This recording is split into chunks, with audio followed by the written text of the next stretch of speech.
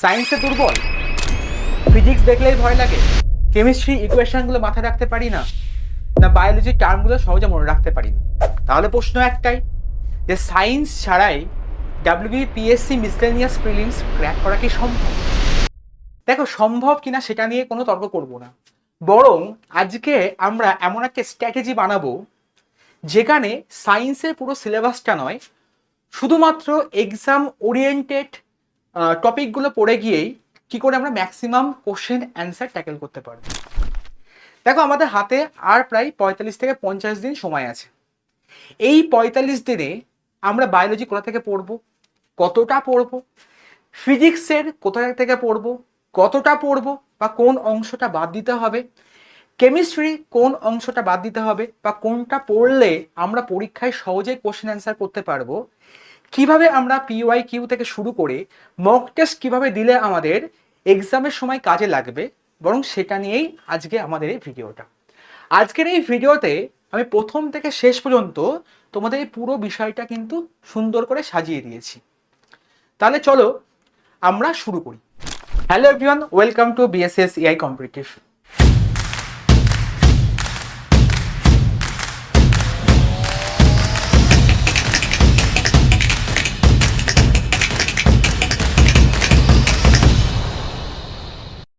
দেখো, আজকে এই ক্লাসের মধ্যে দিয়ে আমরা এই শেষ 45 দিনে কিভাবে সায়েন্সটা পড়লে আমাদের মিসলেনিয়াস প্রিলিমসের সুবিধা হবে সেটা নিয়ে আমরা আলোচনা করব। দেখো, সায়েন্সকে ভয় পেলে অবশ্যই তোমার কিন্তু সিলেকশন হারাবে। তাই সায়েন্সকে ভয় না পেয়ে ভেঙে ভেঙে পড়ো, তাহলে কোথাও না কোথাও তোমার কিন্তু প্রিলিমসের সিলেকশনে একটু হেল্প হবে। তাহলে চলো আজকের আমরা ক্লাসটা শুরু করি। দেখো, আমাদের বিভিন্ন সূত্র মারফত খবর আছে, সেটা হচ্ছে সম্ভাব্য পরীক্ষার তারিখ হচ্ছে 4 অক্টোবর 2026।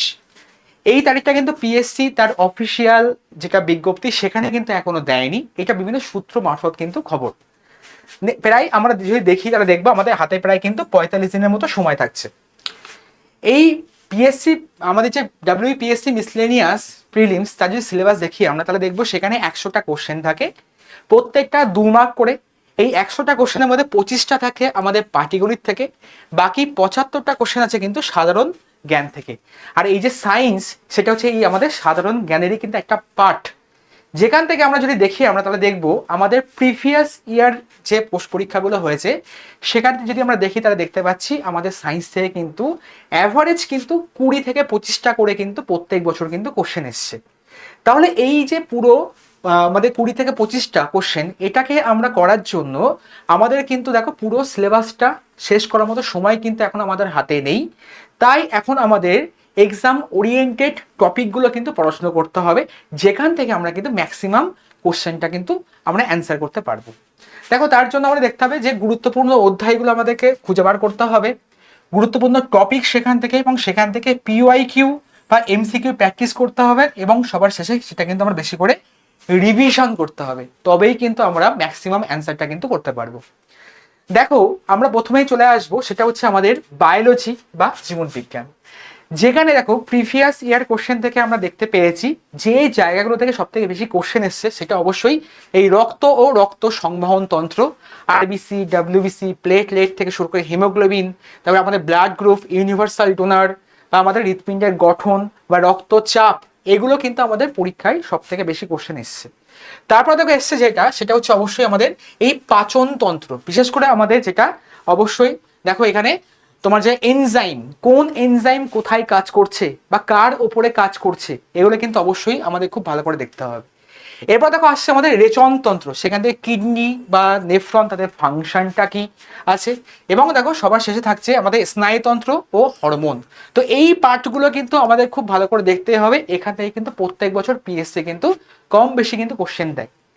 এরপরে দেখো আমাদের লাইফ সায়েন্সে আরো যে বিষয়গুলো দেখতে হবে সেটা হচ্ছে আমাদের এই যে মাইক্রো এবং ম্যাক্রো সিস্টেম, যেমন দেখো ডিজিজ এবং নিউট্রিশন, কোন ভিটামিন তার কেমিক্যাল নাম কি, তার সোর্স কি, তার অভাবজনিত রোগগুলো কি হচ্ছে, তারপরে বিভিন্ন মিনারেলসগুলো আছে সেই মিনারেলসের ফলে কি রোগ হবে, তারপর দেখো আমাদের এই যে আমাদের সেল এবং বায়োলজি বা জেনেটিক্স, যেমন মাইটোকন্ড্রিয়া তাকে কি বলা হয়, রাইবোজোম, লাইসোজোম, নিউক্লিয়াস, ক্লোরোপ্লাস্ট, এদেরকে কি বলা হচ্ছে, এগুলো কিন্তু আমাদের দেখে যেতে হবে এই শেষ মুহূর্তে। এছাড়া দেখো আসছে আমাদের ইকোলজি এবং এনভায়রনমেন্ট, সেখান থেকে আমাদের প্রডিউসার, কনজিউমার, ডিকম্প্রেস বা এইগুলো কিন্তু আমাদের দেখে যেতে হবে। এছাড়া green house gas, acid rain, এগুলো কিন্তু আমাদের অবশ্যই কিন্তু এই শেষ মুহূর্তে দেখতে হবে, কারণ এখান থেকে কিন্তু আমাদের প্রত্যেকটা বছর কিন্তু কোশ্চেন কিন্তু এসছেই।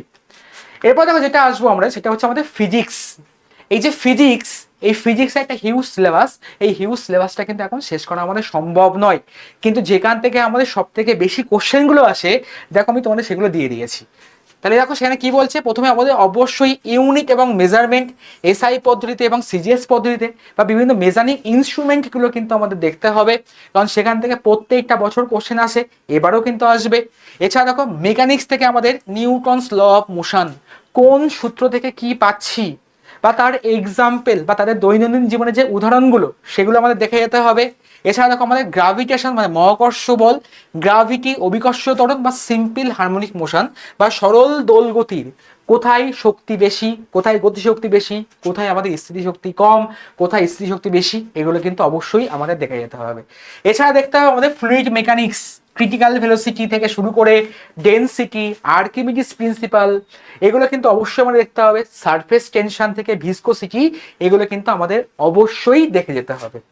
এরপর দেখো পরের স্লাইডে দেখে নেবো আমাদের মোস্ট যেটা ইম্পর্টেন্ট পার্ট সায়েন্সে, সেটা হচ্ছে লাইট এবং সাউন্ড।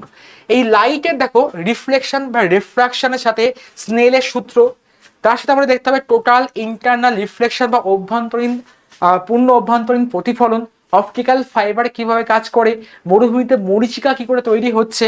এছাড়া দেখো আমাদের লেন্সে যে ত্রুটিগুলো হয় বা লেন্সের ফলে কোথায় ইমেজ তৈরি হচ্ছে, বা আমাদের মিররের ফলে কোথায় ইমেজ তৈরি হচ্ছে, সেই অবস্থানগুলো কিন্তু আমাদের দেখে যেতে হবে।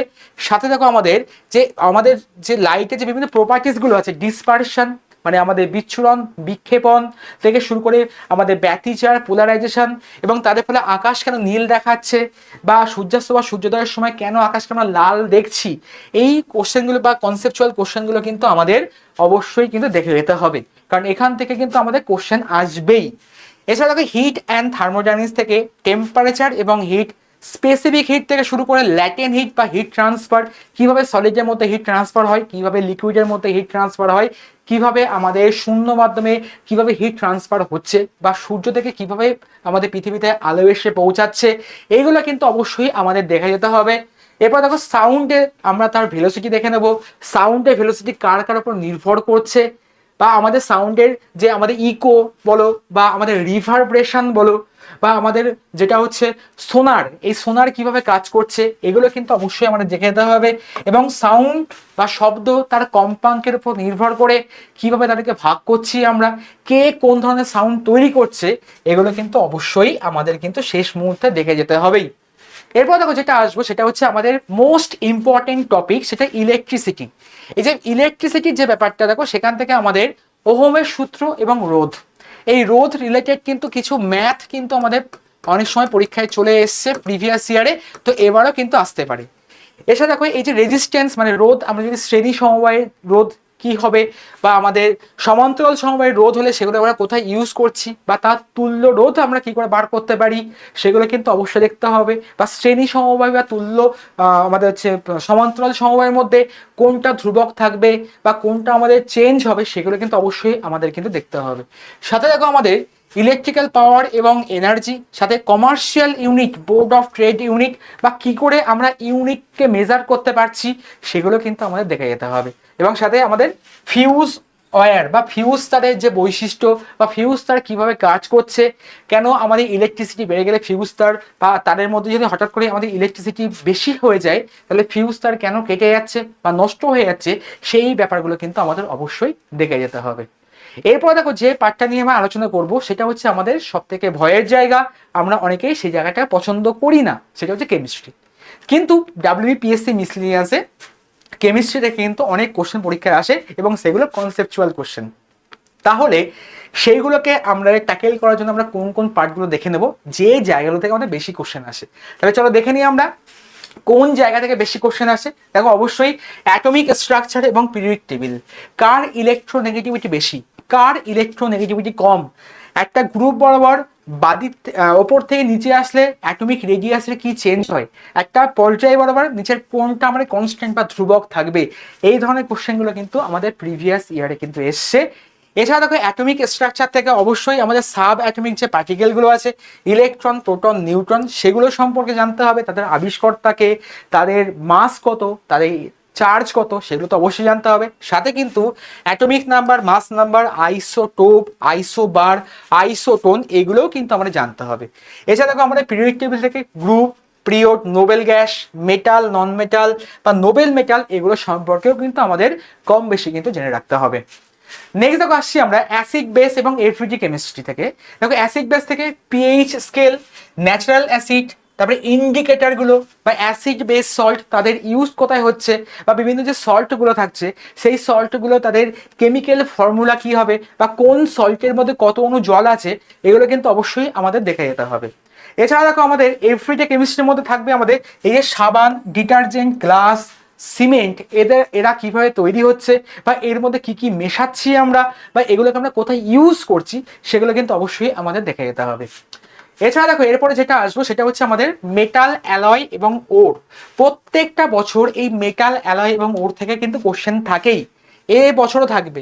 বিশেষ করে অ্যালয়গুলো, একটা অ্যালয় কি দিয়ে তৈরি হচ্ছে সেই অ্যালয়গুলো দেখতে হবে, তার আকরিকগুলোকে দেখতে হবে, এবং সাথে দেখো অবশ্যই আমাদের যে কেমিক্যাল রিয়াকশন যেগুলো আছে, যে করোশন বিক্রিয়া আছে, তারপরে displacement reaction, double displacement reaction, এগুলো কিন্তু অবশ্যই আমাদের দেখে যেতে হবে। এছাড়া দেখো আসবো আমরা গ্যাস এবং এনভায়রনমেন্টাল কেমিস্ট্রি থেকে। আমাদের যে বায়ুতে যে বিভিন্ন গ্যাসগুলো আছে, সেই গ্যাসগুলো তারা কোন প্রসেসে তৈরি হচ্ছে, তাদের ইউজটা কোথায়, তাদের যদি কোনো স্পেশাল ফিচার্স থাকে তাহলে সেগুলো কিন্তু অবশ্যই আমাদের দেখতে হবে। এছাড়া দেখো এনভায়রনমেন্টাল কেমিস্ট্রি থেকে আমরা green house gas, global warming, acid rain বা ওজোন, এগুলো সম্পর্কে কিন্তু আমরা জেনে যাব। এবং দেখো সবার শেষে থাকছে আমাদের সলিউশন বা দ্রবণ। এই সলিউশন থেকে সলিউশনের যে ভাগগুলো আছে, ট্রু সলিউশন, কলয়েড, সাসপেনশন, বা এই যে কলয়েডের যে শ্রেণী বিভাগগুলো আছে, ফগ কেমন ধরনের কলয়েড, স্মোক কেমন ধরনের কলয়েড, এগুলো কিন্তু অবশ্যই আমাদের দেখে যেতে হবে।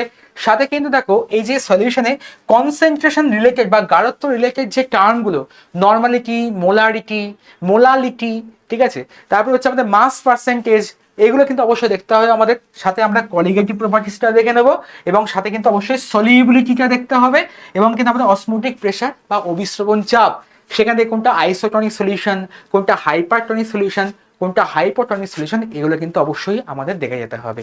তাহলে এই হচ্ছে আমাদের মানে ফিজিক্স, কেমিস্ট্রি এবং বায়োলজি, যেটা আমাদের লাস্ট 45 দিনে কিন্তু আমাদের মেইন স্ট্র্যাটেজি, যেখান থেকে কিন্তু আমরা করে গেলেই ম্যাক্সিমাম কিন্তু 80 থেকে 85% কোশ্চেন কিন্তু আমরা কমন পাবোই। ওকে, এবার দেখো এই যে শেষ 45 দিনে আমরা কিভাবে পড়াশোনা করব। দেখো সেটাকে মোটামুটি আমি 3টে ভাগে ভাগ করেছি। দেখো প্রথম হচ্ছে ডে 1 নম্বর দিন থেকে 20 দিনের মধ্যে আমরা দেখো এখানে বায়োলজি, কেমিস্ট্রি, ফিজিক্স এবং এভরিডে সায়েন্সে এদের কিন্তু আমরা কনসেপ্ট বিল্ড করব বা কনসেপ্ট তৈরি করব। দেন দেখো আমাদের আসছে ডে 21 থেকে 35, এখানে কিন্তু আমরা যে প্রিভিয়াস ইয়ার যে কোশ্চেনগুলো এসছে বা সেগুলো বিভিন্ন টপিক ওয়াইজ আমরা টেস্ট দেবো, বা বিভিন্ন প্রিভিয়াস ইয়ার যে কোশ্চেনগুলো সেগুলো নিয়ে আমরা অ্যানালিসিস করব, কোন অপশন থেকে কি আসছে সেগুলো কিন্তু আমরা দেখে নিতে হবে। এছাড়া দেখো আমরা ওই টপিক টেস্টগুলো দিতে গিয়ে আমার যে ভুলগুলো হচ্ছে, সেই ভুলগুলো কেন হচ্ছে বা কিভাবে হচ্ছে, সেই ভুলগুলোকে কিন্তু আমাদের অবশ্যই কিন্তু আইডেন্টিফাই করতে হবে এবং তাকে কিন্তু রেকটিফিকেশন করতে হবে। এবার দেখো শেষ 36 থেকে 45 মানে 36 থেকে 45 দিন, এটা হচ্ছে মোস্ট ইম্পর্ট্যান্ট একটা সময়। এই সময়টায় নতুন করে আমরা আর পড়াশোনা না করে এই সময়টায় আমরা যা পড়াশোনা করেছি সেগুলোর উপর রেগুলার মক টেস্ট দেবো, সেগুলোর সাথে কিন্তু আমরা সেই মক টেস্টগুলোকে আমরা ডিটেলড অ্যানালিসিস করব, সেখানে আমরা কোথায় ভুল হচ্ছে সেই ভুলগুলোকে দেখব, এবং অবশ্যই কিন্তু আমরা অবশ্যই ফাইনাল রিভিশন দেব। এই 36 থেকে 45 এটা হচ্ছে মোস্ট ইম্পর্টেন্ট সময়। এই সময়টাই মক টেস্ট এবং রিভিশন, মক টেস্ট এবং রিভিশন। নেক্সট দেখো আসছে যেটা, সেটা হচ্ছে আমাদের এই যে আমাদের WBPSC মিসলেনিয়াস প্রিলিমসে, যেখানে সায়েন্স থেকে 20+ কোশ্চেন, মানে মোটামুটি যদি অ্যাভারেজ ধরা যায় তাহলে 22 থেকে 25টা কোশ্চেন যেগুলো পরীক্ষায় আসে, সেগুলো কিন্তু আমরা আমাদের লক্ষ্যটা এরকম হওয়া উচিত যে আমরা আসলে অ্যাটেম্প্ট নয়, সেগুলো কিন্তু আমরা ম্যাক্সিমামটাই ঠিক করার চেষ্টা করব। তাহলে কোথাও না কোথাও কিন্তু এই সায়েন্সের ম্যাক্সিমামটা আমি ঠিক করে আসতে পারলেও আমার উপরে কিন্তু একটা চাপটাও কমে যাবে, ফলে আমি কিন্তু খুব সহজেই কিন্তু প্রিলিমসটা কিন্তু ক্র্যাক করতে পারবো। তো এই ক্র্যাক করার জন্য মূলত কিন্তু আমাদের এই 5টা রুলস কিন্তু মনে রাখতে হবে। সেটা কি, প্রিভিয়াস ইয়ার কোশ্চেন সলভ করতে হবে বারবার করে, বেসিক এটাকে মুখস্থ না করে সেটা কনসেপ্টটা ক্লিয়ার করতে হবে। নেক্সট দেখো আসছে দৈনন্দিন বিজ্ঞান কোনোভাবেই কিন্তু বাদ দেওয়া যাবে না। আমাদের দৈনন্দিন জীবনে যেভাবে বিজ্ঞান ওতপ্রোতভাবে জড়িয়ে আছে সেটাকে আমরা কোনোভাবে বাদ দিতে পারবো না। নেক্সট দেখো আসবে যে ভুল প্রশ্নে মানে ভুল কেন করছি, বা তার জন্য একটা আলাদা নোটবুক রেখে দাও, সেখানে সেগুলোকে তুমি মার্ক করো এবং সেই ভুলগুলো কেন হচ্ছে সেই ভুলগুলোকে আইডেন্টিফাই করার চেষ্টা করো। এরপর দেখো আসবে যেটা যেটা হচ্ছে আমাদের দেখবে যে শেষ 10 থেকে 15 দিন কিন্তু শুধু আমাদের রিভিশন দিতে হবে এবং সাথে কিন্তু আমাদের শুধু রেগুলার মক টেস্ট দিয়ে যেতে হবে। অবশ্যই কিন্তু রেগুলার কিন্তু আমাদের মক টেস্ট দিয়ে যেতে হবে। তাহলে এই যে 5টা ওয়ে যদি আমরা ফলো করতে পারি তাহলে অবশ্যই কিন্তু আমাদের প্রিলিমসের এই যে 20+20+ যে কোশ্চেনগুলো আসবে সেগুলোকে সায়েন্স থেকে, সেটা কিন্তু ম্যাক্সিমামটাই কিন্তু আমরা সেখানে অ্যাটেম্প করতে পারবো। তাহলে বুঝতেই পারছো সায়েন্স কিন্তু ভয়ের কিছু নেই। পুরো সিলেবাস নয়, বরং টপিক ওয়াইজ পড়াশোনা করুন, সাথে পিওয়াইকিউগুলো দেখে যান এবং বারবার রিভিশন করুন এবং মক দিন। এই 4টেই কিন্তু হবে আমাদের মিসলেনিয়াস প্রিলিমস ক্র্যাক করা সায়েন্সের কোশ্চেনগুলো অ্যাটেম্প করার মূল হাতিয়ার। দেখো অলরেডি কিন্তু আমাদের এই WPSC 2026 মিসলেনিয়াসকে লক্ষ্য রেখে কিন্তু অলরেডি আমাদের একটা ডেডিকেটেড ব্যাচ কিন্তু চলে এসছে। তোমরা যারা ব্যাচটাকে নিতে চাইছো তারা অবশ্যই আমাদের অ্যাপ বা আমাদের গুগলে গিয়ে তুমি BSCCI যে ওয়েবসাইটটা আছে সেখানে গিয়ে অবশ্যই তোমরা ব্যাচটাকে সার্চ করে নিয়ে YT117 এই কুপন কোডটা ইউজ করো, ফলে কিন্তু তোমরা সেখানে ম্যাক্সিমাম ডিসকাউন্ট কিন্তু পেয়ে যাবে। বা যদি তোমার কোনো অসুবিধা হয় অবশ্যই তোমরা কিন্তু আমাকে 6289383775 এই নাম্বারে কিন্তু হোয়াটসঅ্যাপ করতে পারো বা কল করতে পারো। যেখানে ব্যাচ থেকে কিন্তু আমাদের 300+ ঘন্টার লাইভ ক্লাস থাকছে, রেকর্ডেড ক্লাস থাকবে, সাথে ভিডিও লাইব্রেরি থাকবে, স্টাডি ম্যাটেরিয়াল থাকবে, কোশ্চেন ব্যাংক থাকবে এবং উইকলি কিন্তু মক টেস্ট কিন্তু তোমরা এই ব্যাচ থেকে কিন্তু পেয়ে যাবে। এরপর দেখো তোমরা এখনও ছাড়া BSC ডিজিটাল লার্নিং অ্যাপটা প্লে স্টোর থেকে ডাউনলোড করে নিই, তাহলে অবশ্যই ডাউনলোড করে নাও। সেখান থেকে কিন্তু তোমরা নিজেদের মোবাইল নাম্বার দিয়ে সেটাকে লগ ইন করে নেবে। তারপরে কিন্তু আমাদের অ্যাপের মধ্যে চলে গিয়ে সেখান থেকে তোমার সুবিধা মতো পেড কোর্স থেকে শুরু করে ফ্রি কোর্স থেকে শুরু করে ম্যাগাজিন থেকে শুরু করে বিভিন্ন PYQ থেকে শুরু করে সব কিছু তুমি কিন্তু ওই অ্যাপ থেকে কিন্তু অ্যাক্সেস করতে পারবে। তাই এখন যারা ডাউনলোড করেন তারা অবশ্যই কিন্তু ডাউনলোড করে নাও। এরপর দেখো তোমরা এখানে এসে তোমরা কিন্তু পেড কোর্স থেকে বিভিন্ন ব্যাচও কিন্তু এখান থেকে পারচেস করে নিতে পারবে এবং মনে রাখবে পারচেস করার সময় কিন্তু অবশ্যই YT117 এই কুপন কোডটা ইউজ করো, তাহলে অবশ্যই তোমরা কিন্তু সেখানে একটা ম্যাক্সিমাম ডিসকাউন্ট কিন্তু পেয়ে যাবে।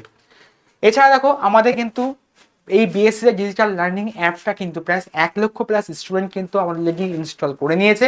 তারা কিন্তু আমাদের সাথে ক্লাসও কিন্তু করছে এবং তুমিও কেন দেরি করছো, তাহলে অবশ্যই তুমিও কিন্তু অ্যাপটা ইনস্টল করে নাও। এছাড়া দেখো আমাদের বিভিন্ন ইউটিউব চ্যানেলগুলো আছে, যার যেটা দরকার সে সেই ইউটিউব চ্যানেলটা কিন্তু অবশ্যই সাবস্ক্রাইব করে নিতে পারো। যেমন টিচিং এক্সামের জন্য অবশ্যই BSCCI এডুকেশন ইনস্টিটিউট বা BSCCI এই চ্যানেলটা আছে। ব্যাংকিংয়ের জন্য দেখো BSCCI ব্যাংকিং থেকে শুরু করে কম্পিটিটিভের জন্য BSCCI কম্পিটিটিভ সমস্ত ইউটিউব চ্যানেলগুলো আছে। যার যেটা দরকার সে কিন্তু সেইভাবে তোমরা ইনস্টল করে নিতে পারো। বায়োলজি, ফিজিক্স এবং কেমিস্ট্রির গুরুত্বপূর্ণ চ্যাপ্টারগুলো ঠিকভাবে শেষ করে আগামী 45 দিনে স্মার্ট প্রিপারেশন করো। মনে রাখবে সায়েন্স কঠিন নয়, সঠিক স্ট্র্যাটেজিই কিন্তু আপনার গেম চেঞ্জার হয়ে উঠবে। তাই তোমরা যারা যারা WPSC মিসলেনিয়াস প্রিলিমস দেবে অবশ্যই তোমরা কমেন্ট করে জানাও এবং আমাদের এই চ্যানেলটাকে সাবস্ক্রাইব করে দাও ভবিষ্যতে তোমার WPSC রিলেটেড যাবতীয় এক্সামের আপডেট জানার জন্য। যারা এখনই সাবস্ক্রাইব করনি তারা অবশ্যই কিন্তু আমাদের এই চ্যানেলটাকে সাবস্ক্রাইব করে দিও। ওকে, চলো ধন্যবাদ সবাইকে, দেখা হবে নেক্সট ভিডিওতে।